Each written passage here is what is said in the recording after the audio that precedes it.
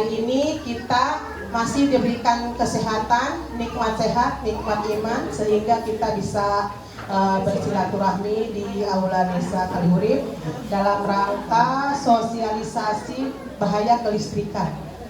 Kemarin mungkin bahaya kebakaran, hari ini terakhir bahaya kelistrikan dari untuk narasumber mungkin dari PLN Cikampek. Hadirin yang kami hormati, acara yang pertama adalah pembukaan. Marilah kita buka acara ini dengan membaca basmalah bersama-sama. Bismillahirrahmanirrahim. Selanjutnya ada penyampaian materi dengan judul sosialisasi bahaya kelistrikan yang akan disampaikan oleh saudari Kokom Komariah. Kepadanya disilahkan. Mungkin Bapak Ibu sekalian di sini udah tahu ya apa itu PLN. PLN itu adalah perusahaan listrik negara. PLN didirikan pada tahun 1945 dengan tujuan menyediakan listrik untuk seluruh rakyat Indonesia. Nah, misi PLN adalah untuk menyediakan listrik dengan kualitas terbaik dengan harga yang terjangkau. Isinya adalah menjadi perusahaan energi kelas dunia yang berkembang kembang, unggul, dan terpercaya dengan bertumpu pada potensi insani. Selanjutnya, penyebab kecelakaan listrik. Penyebabnya apa aja sih Bapak Ibu? Nah, di sini adalah kabel atau hantaran pada instalasi listrik terbuka dan apabila tersentuh akan menimbulkan bahaya kejut yang tadi sudah saya sampaikan ya Ibu Bapak.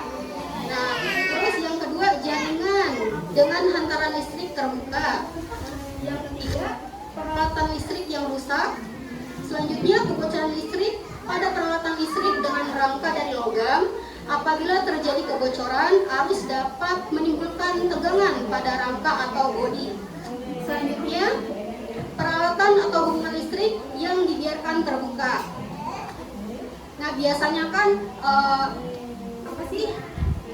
tindakan preventifnya atau tindakan sementaranya kalau ada listrik yang melupas itu langsung aja Ibu Bapak sama selotip yang hitam tuh ya diamanin, takutnya kan ada orang lain gitu yang nggak ngeh gitu ya, terus nempel ke sana kesetrum, akhirnya nyawanya hilang seperti itu.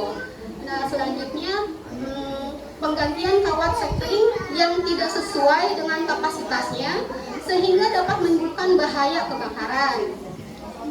Nah, terus yang terakhir, penyambungan peralatan listrik pada kontak atau stop kontak dengan kontak susut lebih dari satu. Assalamualaikum warahmatullahi wabarakatuh. Saya ucapkan terima kasih kepada Bapak Kepala Desa dan Ibu Kepala Desa dan serta para perangkat desa serta seluruh warga yang telah hadir dalam acara sosialisasi PLN bahaya kelistrikan pada hari ini. Pada kesempatan kali ini saya akan membahas topik tentang pentingnya ketiga kelistrikan rumah tangga.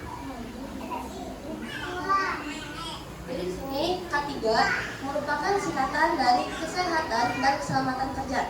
K3 juga tidak hanya berlaku pada dunia industri, melainkan pada lingkungan masyarakat, UMKM, laboratorium, kebakaran dan kelistrikan, serta hingga lingkup sisi kehidupan kita. Pada lingkungan masyarakat, sebagai contoh pemberlakuan K3 yaitu penggunaan APD yang benar, yaitu pada kita menggunakan masker, sarung tangan, sepatu boot pada saat melakukan pekerjaan listrik. Lalu di sini ada pengertian tentang listrik. Listrik merupakan salah satu energi yang menjadi kebutuhan pokok yang sangat penting bagi kehidupan manusia, di mana semua aktivitas manusia berhubungan dengan energi listrik. Sebagaimana kita ketahui saat ini, kemajuan teknologi dan ilmu pengetahuan berlangsung sangat cepat, yang mendorong munculnya inovasi-inovasi baru yang pada dasarnya memerlukan listrik sebagai sumber energi. Dengan adanya kemajuan teknologi ini, konsumsi listrik pun akan meningkat secara tidak langsung. Acara selanjutnya adalah penyampaian materi dari perwakilan pihak PLN Cikampek. Kepadanya dipersilakan. Ini sedikit tampilan manfaat listrik yang kita gunakan sehari-harinya. Jadi listrik itu sudah menjadi kebutuhan pokok kalau saat ini. Kalau yang sebelumnya itu yang kita tahu kebutuhan pokok itu papan, sandang, sama pangan. Sekarang aktivitas kita itu sangat-sangat bergantung dengan kelistrikan. baik dari aktivitas sehari-hari, kegiatan usaha, bahkan kegiatan yang ada di jalan-jalan seperti PJU yang melalui lintas itu semuanya menggunakan listrik. Dan harapannya kalau kita dari PLN itu, listrik itu bukan hanya dimanfaatkan atau digunakan hanya kehidupan sehari-hari saja, tapi Bapak Ibu semua bisa memanfaatkannya lebih dengan cara apa? Dengan digunakan sebagai kegiatan usaha. Contoh Bapak Ibu yang pengen, contohnya di sini usaha laundry, nah itu juga bisa memanfaatkan listrik untuk pertumbuhan ekonomi. Jadi nggak hanya digunakan sebagai contoh menonton TV, pakai kipas angin dan sebagainya. Jadi silakan dimanfaatkan untuk kegiatan yang memberikan nilai lebih. Next. Oke, next lagi. Nah, tadi belum disinggung terkait penyebab listrik padam ya, Bapak Ibu semuanya. Jadi di PLN, biasanya PLN itu baru diingat ketika padam. PLN itu padam baru ingat, oh ini PLN gimana sih dan sebagainya. Nah, kita perlu jelaskan juga untuk listrik padam itu ada dua kondisi Bapak Ibu. Jadi pertama, penyebab terjadinya padam listrik itu karena pemadaman yang terencana. Memang dilakukan pemadaman oleh PLN, tujuannya apa? Pemeliharaan jaringan, untuk inspeksi jaringan, pengaturan jaringan lagi. Tujuannya apa? Agar kedepannya kalau amit-amit terjadinya padam itu tidak memerlukan waktu lama untuk recovery-nya. Bayangkan suatu jaringan yang tidak pernah kita pelihara, terus pada suatu waktu padam dan itu ternyata menyebabkan kerusakan yang fatal di jaringan listrik, maka akan lebih lama lagi padam listriknya. Kemudian padam yang tidak terencana. Padam tidak terencana ini artinya padam yang di luar dari jadwal yang dilakukan oleh PLN. Contohnya padam karena hujan lebat, petir, ada binatang, atau seumpama ada dahan pohon yang menyentuh jaringan lain, itu padam yang terjadi karena tidak terencana, bukan karena PLN pemeliharaan, tapi memang kondisi eksternal yang tidak bisa dikendalikan oleh kami. Next, hati-hati kepada seluruh masyarakat agar setiap aktivitas masyarakat itu tidak mendekati jaringan kita yang kabel 3 biasanya di contohnya di tempat desa ini ada kabel 3 itu jaringan. Contohnya itu Bapak Ibu semua. Jadi itu kita sebutannya jaringan saluran udara tegangan atau TM kita singkatannya.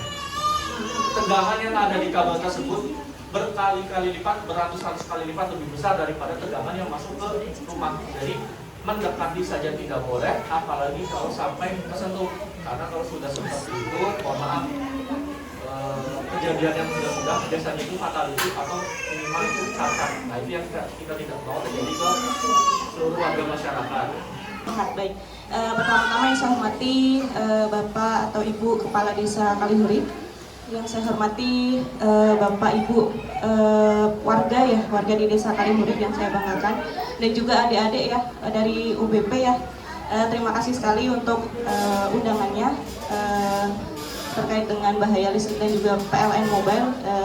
Kita sosialisasi collab bareng ya di sini terkait dengan ini supaya di Desa Kalihurip pun juga menambah wawasan ya Bapak Ibu ya terkait dengan ini.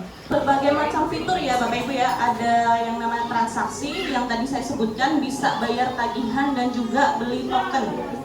Ya, jadi di PLN Mobile sekarang lebih gampang Bu, dan adminnya lebih murah. Nah, itu yang jadi poin plus. Biasanya kalau di aplikasi-aplikasi lain adminnya ada yang 3.000, ada yang 5.000, ada yang 10.000 juga ada ya. Kalau di PLN Mobile itu paling mahal di Rp1.750 untuk adminnya. Itu nanti bisa dicek masing-masing PLN Mobile. Mungkin ada yang sudah install aplikasi PLN Mobile? Belum ya? Nanti diinstal Bu, nanti dapat hadiah dari kami. Oke ya? Nanti di akhir acara aja. Nah, ayo Bu, diinstal. Di Play Store nanti ada Bu, di Play Store nanti cari aja PLN Mobile. Gitu. Jadi ada ya mungkin oknum ya yang ngakunya pinter listrik, yang ngakunya saya PLN gitu, tapi ada biaya. Nah itu jangan ya Bu ya. Kita tidak menganjurkan untuk istilahnya kecalo lah, istilahnya seperti itu ya. Jadi tetap kalau mau ngurus-ngurus ya tetap ke PLN aja, atau lewat PLN Mobile itu juga sudah mewakili dari kantor gitu ya. Jadi itu Bapak Ibu, untuk materinya sudah habis ya Mas? Oke, sudah cukup. Mungkin itu yang dapat saya sampaikan. Nanti coba diinstal ya Bu ya PLN Mobile. Nanti yang sudah install saya kasih hadiah. Ada satu kasus terus kan jadinya kita tambah daya. Nah, yang jadi masalahnya itu apa ya, berapa sih biaya tambah daya dari 1.200 ke 2.200 gitu. Soalnya mohon maaf, ini bukan menyalahkan pihak PLN ya, cuman ada beberapa oknum yang mengambil keuntungan dari kasus tersebut gitu. Kok mahal banget ya gitu. Kebetulan itu memang teman, cuman kok mahal banget gitu, 3.500.000, sedangkan nanya ke PLN yang lainnya lagi itu lebih rendah dibanding harga segitu gitu. Dan penjelasannya, terima kasih.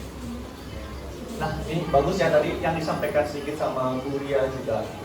Jadi, mohon maaf, mungkin di luar sana itu kita kurang mengetahui mana PLN mana bukan. Orang yang mengerti listrik langsung disediakan PLN. Nah, itu tidak seperti itu. Untuk biaya tambah daya, tadi menaikkan biaya tambah daya. Misalkan 1.300 naik ke 2.200 itu ada penambahan 900 PA, berarti selisihnya penambahannya. Untuk biaya penyambungannya itu 843.300 plus pulsa awal. Kalau pulsa awalnya misalkan diisi sekalian 100.000, berarti totalnya jadi 943.300. Kalau pulsa awalnya cuma diisi 20.000, berarti jadinya 863.300. Nah, untuk kenapa kita ada PLN mobile Bapak Ibu semuanya? Jadi tujuannya untuk memangkas birokrat, jadi memangkas jalur di lapangannya lah ibaratnya gitu. Jadi kita bisa direct langsung, nah mungkin gitu bahasanya ya. Jadi kita bisa direct langsung ke PLN-nya. Berapa biayanya itu langsung tertera yang sesuai dengan PLN. Jadi PLN itu harga standarnya itu normal, semuanya itu sama satu Indonesia. Tidak ada perbedaannya, itu berbeda, itu tidak ada. Dan di PLN itu tidak ada pembayaran, tidak ada pembayaran di lapangan. Semua pembayaran mau permohonan pasang baru, tambah daya, pembangunan dan sebagainya itu menggunakan nomor registrasi yang bisa dibayarkan melalui m-banking. Terus bisa juga mungkin yang punya kendaraan, saya kurang tahu ada nomor registrasinya atau enggak. Terus bisa juga yang paling simpel di Alfamart Indomaret itu bisa. Jadi tidak ada pembayaran masif di lapangan seperti itu. Dan kalau seumpama mungkin dari Bapak Ibunya sudah mengetahui ada PLN mobile, tapi nggak tahu nih cara tambah daya di PLN mobile itu seperti apa, silakan laporkan dulu aja via pengaduan.